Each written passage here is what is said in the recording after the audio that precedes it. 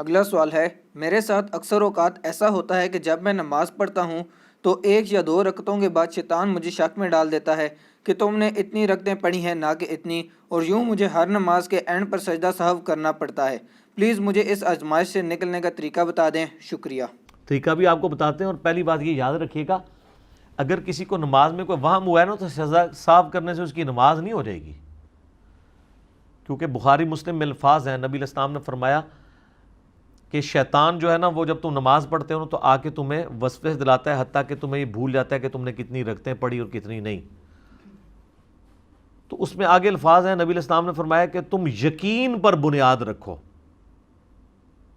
اور اینڈ پہ 2 سجدے کر لو۔ تو یقین پہ کیسے بنیاد ہوگی؟ اگر مجھے یہ شک پڑ جائے کہ میں نے 3 پڑھی ہیں یا 4، تو یقین کس کا ہے؟ 3 کا۔ 3 یا 4 میں جب شک پڑا تو یہ تو نہیں کہ میں نے 2 پڑھی ہوگی، 3 کا ہو گیا نا۔ تو آپ یہ سمجھے میں نے 3 پڑھی ہیں۔ بخاری مسلم کے الفاظ ہیں، اگر تم نے نماز جتنی شیطان نے تمہیں یعنی جو وسوسہ دلایا ہے وہ وسوسہ ہی تھا، تو یہ تمہارے جو اینڈ پہ تم ایسا کرو کہ اینڈ پہ 2 سجدے کر لو سہو کے، وہ تمہاری پوری نماز کو جفت کر دیں گے۔ اگر تم نے 4 کی بجائے 5 پڑھ لیجیے، اور اگر آپ نے 4 پڑھے تھے تو یہ 2 سجدے شیطان کو ذلیل کر دیں گے۔ اس کے لیے سجدہ سہو کے 5 طریقے احادیث کے اندر آئے ہیں۔ سب سے آسان طریقہ یہی ہے کہ سجدہ کرنے سے پہلے، جو بخاری مسلم میں آتا ہے، تشہد جب پورا مکمل ہو جائے آپ کا، سلام پھیرنے سے پہلے 2 سجدے کریں، پھر دوبارہ بیٹھیں اور تشہد پڑھے بغیر ہی دونوں طرف سلام کر دیں، یا آپ 2 طرف سلام پھیر چکے ہیں اس کے بعد 2 سجدے کریں پھر آپ بیٹھ جائیں، اس کے بعد سلام پھیرنے کی ضرورت نہیں۔ اور تیسرے طریقے میں دونوں طرف سلام بھی ہے، تشہد والا بھی ہے، میرے علیحدہ سے کلپ ہے، مسئلہ 92 ریکارڈڈ ہے۔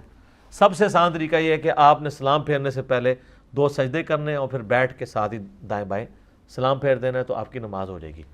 لیکن اگر آپ کو بالکل ہی کوئی پتہ نہیں ہے تو سر نماز ہی آپ نے دوبارہ پڑھنی ہوگی۔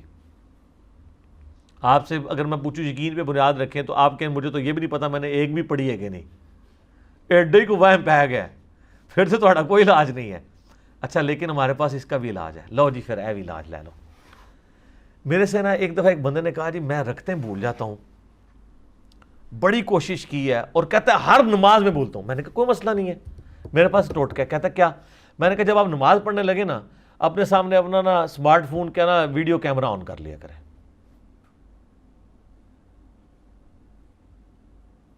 جب آپ کیمرہ آن کریں گے تو جب آپ نماز پڑھ رہے ہیں تو آپ کی ویڈیو بن رہی ہے۔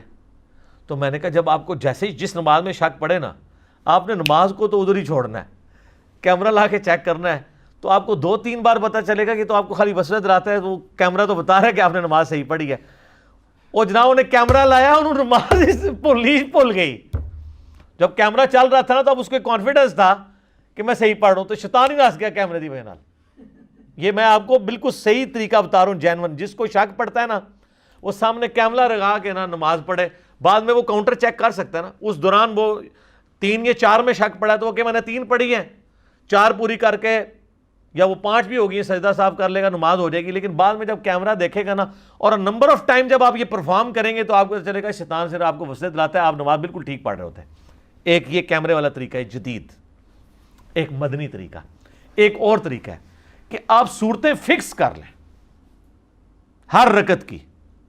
آپ ہمیشہ 4 رکعتوں میں پہلی رکعت میں قل یا ایھا الکافرون پڑھیں، دوسری میں قل ھو اللہ احد پڑھیں، تیسری میں قل اعوذ برب الفلق پڑھیں، اور چوتھی میں قل اعوذ برب الناس۔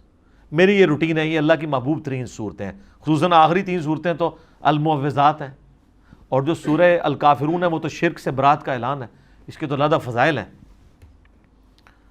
سر آپ کبھی بھی نہیں بھولیں گے۔ آپ مجھے بتائیں جس نے قل یا ایھا الکافرون پڑھی ہوئی ہے، کوئی ایڈی سیدھی صورت ہے؟ عام مذہب تو یاد ہی نہیں ہوتی ہے، مکس ہو جاتی ہے، قل یا ایھا الکافرون لا اعبد ما تعبدون ولا انتم۔ جس نے یہ پہلی رکعت میں پڑھی ہوئی ہے نا، اگر دوسری رکعت میں وہ جا کے سوچتا ہے نا کہ میں نے پتہ نہیں پہلی پڑھی ہے کہ نہیں، جناب وہ 14 طبق روشن ہون کے کہ بھائی قل یا ایھا الکافرون پڑھی ہے، حالے تک دماغ وچ گونجدی پئی ہے، کیونکہ صورت ہی ایسی ہے۔ اچھا دوسری میں آپ پڑھیں سورہ اخلاص۔ سورہ اخلاص تو اتنی آسان ہے، جب آپ نے پڑھی ہوگی نا قل ھو اللہ احد، اس سے تو ہمارا شغف ہی ایسا ہے۔ تیسری رکعت میں جا کے نا آپ کہ دماغ میں بھی ہوگا یار سورہ اخلاص میں نے پڑھی ہے، ٹھیک ہے. پھر تیسری میں جائیں گے تو قل اعوذ برب الفلق، یہ بھی ایک یونیک صورت ہے. تو اس طریقے سے بھی آپ کو نا یہ مسئلہ حل ہو جائے گا. اچھا بعض لوگ سجدے بھول جاتے ہیں، پتہ نہیں ایک کیتا ہے کہ دو کیتے ہیں. آسان سا حل ہے کہ آپ یقین پہ بنیاد رکھیں. اگر آپ کو نا ایک یا دو آپ کے میں نے ایک ہی کیے ہیں، ایک اور کرتے ہیں تو تیسرا ہی ہوگا نا. اینڈ پہ سجدہ صاحب کر لیں. سجدہ صاحب بہرحال ہر کیس میں کرنا ہوگا کیونکہ وہ شیطان کو ذلیل کرنے کے لیے نا. بعض لوگ کہتے ہیں جی وہ ہر نماز میں ایسا ہوتا ہے. یہ جناب ان کے ساتھ ہوتا ہے جو دو سجدوں کے درمیان والی تسبیحات نہیں پڑھتے.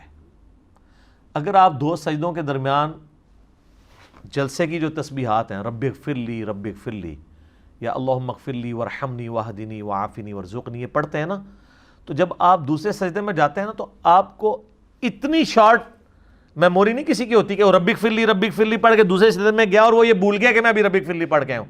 آپ کے کان گونج رہے ہوتے ہیں رب اغفر لی کے، تو وہ آپ کی حفاظت ہوتی ہے کہ یار میں نے اس کا مطلب پہلا سجدہ کیا ہے تبھی تو میں نے رب اغفر لی پڑھا ہے نا. یہ جلسے کی تسبیحات کی ایسی برکت ہے. میں نے کئی لوگوں کو بتایا جو تسبیحات نہیں پڑھتے تھے، جب انہوں نے تسبیحات شروع کی ہیں تو وہ ان کو سجدوں کا عوام آنا بند ہو گیا. ٹھیک ہے. باقی اگر کسی کوئی بھول گیا ہے، تشہد درمیان والا رہ گیا ہے، کوئی مسئلہ نہیں، اینڈ پہ سجدہ صاحب کریں. اس کے لیے تو تشہد بھی دوبارہ پڑھنے کی ضرورت نہیں، وہ بھی حدیث بخاری مسلم میں موجود ہے. نبی علیہ السلام بھی بھول گئے تھے، آپ نے ایک دفعہ 5 رکعتیں پڑھا دی تھی زور کی، ایک دفعہ 3 پڑھا دی تھی. تو آپ علیہ السلام نے کہا میں بھی بھول جاتا ہوں جس طرح اور انسان بھولتے ہیں، جب میں بھول جاؤں تو تم مجھے یاد کروا دیا کرو. اور بخاری مسلم میں کہ امام کو لقمہ دو، مرد سبحان اللہ کہیں اور عورتیں تصفیق کریں، یہ ہاتھ پہ ہاتھ مار کے. عورت کی آواز کا بھی پردہ ہے. عورت سبحان اللہ کہہ کے نہیں کہے گی، غلطی پہ آگاہ کرے گی. عورت کے پردے کا آپ ذرا لیول دیکھیں. اور سبحان اللہ کہنا ہے، اللہ اکبر نہیں کہنا. ہوتا ہے نا اب کوئی امام پہلی رکعت میں تشہد بیٹھ گیا نا، پیچھے والے زور لگا رہے ہوتے ہیں اللہ اکبر اللہ اکبر، تو اس بیچارے کو تو سمجھ نہیں لگتی کہ یہ مجھے کہہ رہے ہیں یا کوئی کسی بندے نے آگے اللہ اکبر کہہ کے نماز شروع کی ہے. سبحان اللہ جب آپ کہیں گے نا تو سبحان اللہ نماز میں کہیں نہیں، سبحان اللہ صرف اکیلا سبحان اللہ نہیں آتا، سبحان ربی اللہ یا سبحان ربی العظیم آتا ہے. سبحان اللہ کا کیا مطلب ہے؟ اللہ غلطیوں سے پاک ہے، مراد یہ کہ تو نے غلطی کی ہے، یہ اس کی حکمت ہے. سبحان اللہ کہہ کے آپ غلطی سے آگاہ کریں.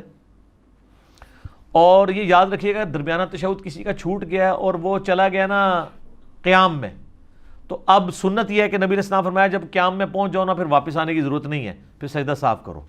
کئی بیچارے قیام سے اس کو گھسیٹ کے واپس درمیان والے تشہد میں لے آتے ہیں، یہ خلاف سنت ہے کیونکہ نبی علیہ السلام نے منع فرمایا.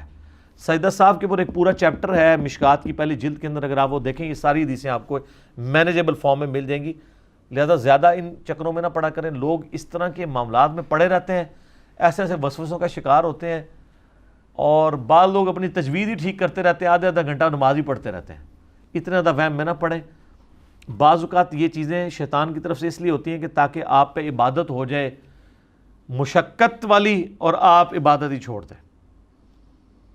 تو اس طرح کے کام نہیں کرنے چاہیے. چیزوں کے سلوشنز کی طرف جانا چاہیے. علماء سے رابطہ کریں، اہل علم آپ کو بتائیں گے کہ اس کا یہ حل ہے. کئی لوگ وضو کے معاملے میں بہت زیادہ وہم کرتے ہیں، 3 بالٹیاں لگا دیتے ہیں، وضو ہی ان کا ختم ہوتا ہے. تو یہ کام نہیں کرنا چاہیے. اس معاملے میں یعنی بالکل آپ ایکسٹریم پہ نہ چلے جائیں. یہ آپ کے لیے پھر شیطان کی پیروی والا معاملہ بن جائے گا. شیطان کی یہ پیروی، شیطان چاہتی ہے کہ آپ یہ حرکتیں کرنا شروع کر دیں. ٹھیک ہو گیا؟ جزاک اللہ.